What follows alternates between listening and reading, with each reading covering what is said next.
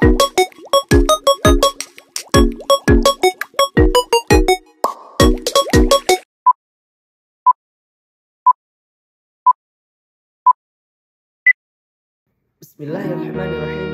Assalamualaikum warahmatullahi wabarakatuh. Baik, di sini saya akan menjawab dan menjelaskan pertanyaan-pertanyaan sejarah peradaban Islam. Yang pertama, ada penyebab kemunduran dan kehancuran dinasti Abbasiyah. Dinasti Abbasiyah mengalami kemunduran dan kehancuran karena beberapa faktor, baik itu internal maupun itu eksternal. Faktor-faktor tersebut di antaranya, yang pertama, ada perselisihan internal. Perselisihan internal adalah konflik antara anggota keluarga kerajaan seperti perang saudara antara Al-Amin dan Al-Ma'mun. Kedua, ada melemahnya sentralisasi kekuasaan. Kesulitan dalam mengendalikan wilayah kekuasaan yang luas sehingga banyak provinsi mulai memerdekakan dirinya sendiri. Yang selanjutnya ada pengaruh militer asing. Bergantung pada pasukan bayaran asing yang seringkali lebih loyal kepada pemimpin merekanya sendiri.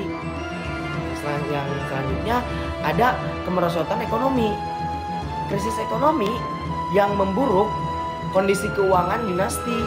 Jadi keuangan dinasti itu memburuk karena krisis ekonomi. Yang terakhir ada invasi dan ancaman eksternal. Serangan dari bangsa Mongol yang menghancurkan Baghdad pada tahun 1258. Yang kedua ada Perang Salib. Apa sih yang dimaksud dengan Perang Salib?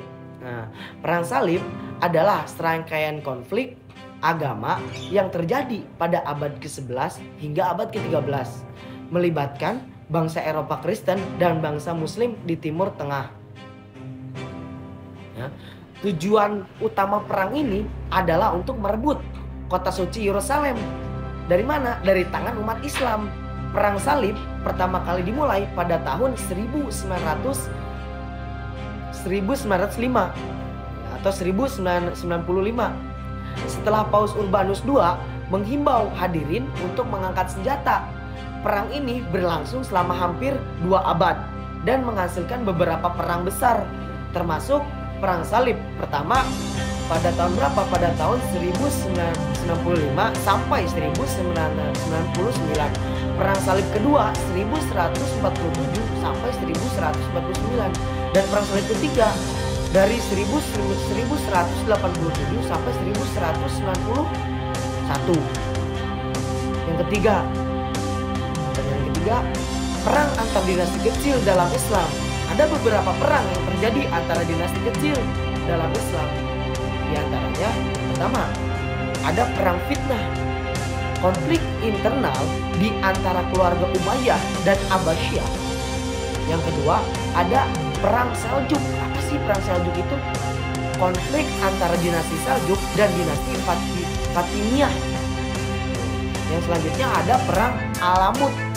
Konflik antara Nizari Ismail dan dinasti Seljuk. Yang terakhir ada perang Mamluk.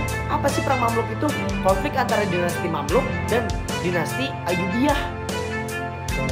Yang pertanyaan yang keempat, masa 3 kesultanan besar. Yang pertama ada kerajaan Turki Utsmani. Dinasti ini berdiri pada tahun 1299 dan berakhir pada tahun 1922. Mereka dikenal karena penaklukannya Konstantinopel pada tahun berapa tuh? Pada tahun 1454 dan pengaruhnya yang besar dalam dunia Islam. Yang kedua ada kerajaan Safawi. Dinasti ini berdiri pada tahun 1501 dan berakhir pada tahun 1736. Mereka dikenal karena pengembangan seni dan budaya serta pengaruhnya dalam dunia Islam. Selanjutnya ada kerajaan Mughal. Dinasti ini berdiri pada tahun 1526 dan berakhir pada tahun 1857. Mereka dikenal karena kontribusi mereka dalam seni, arsitektur, dan pengembangan budaya di India. Gitu. Nah, sekarang soal yang kelima nih. Awal mula peradaban Islam di Nusantara. Nah, ini awal mulanya nih. Peradaban Islam di Nusantara dimulai pada abad keberapa? Ke-13. Dengan kedatangannya pedagang-pedagang Muslim dari India dan Arab ke wilayah Jawa dan Sumatera, Islam menyebar melalui jalur perdagangan dan hubungan diplomatik serta melalui proses penyeberangan agama oleh ulama-ulama yang datang dari wilayah-wilayah Muslim lainnya.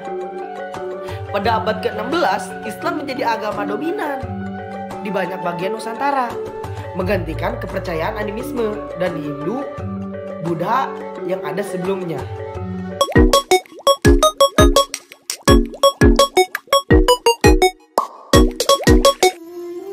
Sekian jawaban dan penjelasan dari saya.